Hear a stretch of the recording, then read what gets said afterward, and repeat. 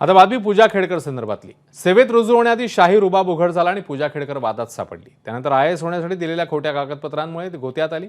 आता तर पूजाने सादर केलेली अपंगत्वाची प्रमाणपत्र माझ्या हाती लागली आहेत आणि ती कागदपत्र संशयाच्या भोवऱ्यात सापडली आहेत। बघूया एक रिपोर्ट। पूजा खेडकरांनी दिलेलं अपंगत्वाचं प्रमाणपत्र खोटं? खोटेपणाची पोलखोल करणारी कागदपत्र माझ्या हाती। इजा नसताना अपंगत्वाचं प्रमाणपत्र मिळालंच कसं? वादग्रस्त IAS अधिकारी पूजा खेडकरांना दिलेलं अपंगत्वाचं प्रमाणपत्र बनावट आहे का, अशी शंका उपस्थित करणारी किंबहुना त्यावर शिक्कामोर्तब करणारी कागदपत्र ABP माझाच्या हाती लागली आहेत। अपंगत्वाचं प्रमाणपत्र देण्यापूर्वी ऑर्थोपेडिक आणि फिजिओथेरपिस्टनं तपासणी दरम्यान जे नमूद केलं ती कागदपत्र काय सांगतात ते पहा। ही तीच कागदपत्र आहेत ज्या दिवशी पूजा खेडकर YCM रुग्णालयामध्ये अपंगत्वाचं प्रमाणपत्र मिळवायला आल्या होत्या, जेव्हा ऑर्थोपेडिक डिपार्टमेंटनं त्यांची तपासणी केली, मुळात शिकाऊ डॉक्टरनं हे प्रमाणपत्र दिले आणि हितच पहिला प्रश्न उपस्थित झालेला आहे। पुढे बघूयात। 2018 मध्ये डाव्या गुडघ्याच्या गादीला पूजा यांच्या इजा होती, परंतु त्याच्यानंतर ऑपरेशन झालेलं आहे। त्यामुळं ऑपरेशन झाल्यानंतर काही महिन्यात ही इजा कायमस्वरूपी बरी होऊ शकते असं काही डॉक्टर, वैद्यकीय तज्ज्ञ या ठिकाणी सांगतात।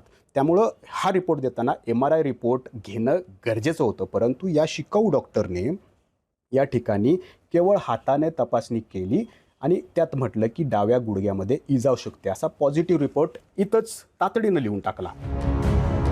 म्हणूनच याबाबत काही प्रश्न उपस्थित होतात। ऑर्थोपेडिक विभागाच्या शिकाऊ डॉक्टरांनी अपंगत्वाचं प्रमाणपत्र देण्यासाठी तपासणी कशी काय केली? पूजा खेडकरांच्या म्हणण्यानुसार 2018 मध्ये डाव्या गुडघ्याला इजा होती, मात्र त्यावेळचा पुरावा डॉक्टरांनी का मागितला नाही? त्यावेळी ऑपरेशन झालं होतं, म्हणजे वैद्यकीय तज्ज्ञांच्या म्हणण्यानुसार ते काही महिन्यांमध्ये कायमस्वरूपी बरं झालं असणार। अशा प्रसंगी अपंगत्वाचं प्रमाणपत्र देण्यासाठी MRI रिपोर्ट का घेतला नाही? शिकाऊ डॉक्टरांनी केवळ हातानं डाव्या गुडघ्याची तपासणी केली आणि पूजा डाव्या गुडघ्यात कायमस्वरूपी 7% अधू असतील असा पॉझिटिव्ह अहवाल कसा काय दिला?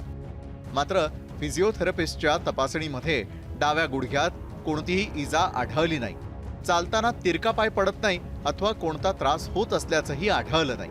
फिजिओथेरपिस्टनं निगेटिव्ह अहवाल दिलेला असताना अपंगत्वाचं प्रमाणपत्र कसं दिलं? YCM रुग्णालयाचे अधिष्ठाता डॉक्टर राजेश वाबळेंनी हे अपंगत्वाचं प्रमाणपत्र बनावट नाही हा दावा कशाच्या आधारे केला?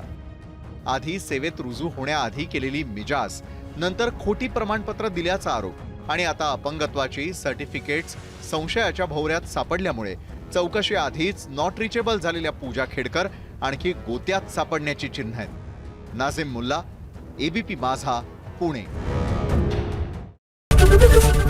ABP माझा, उघडा डोळे बघा नीट।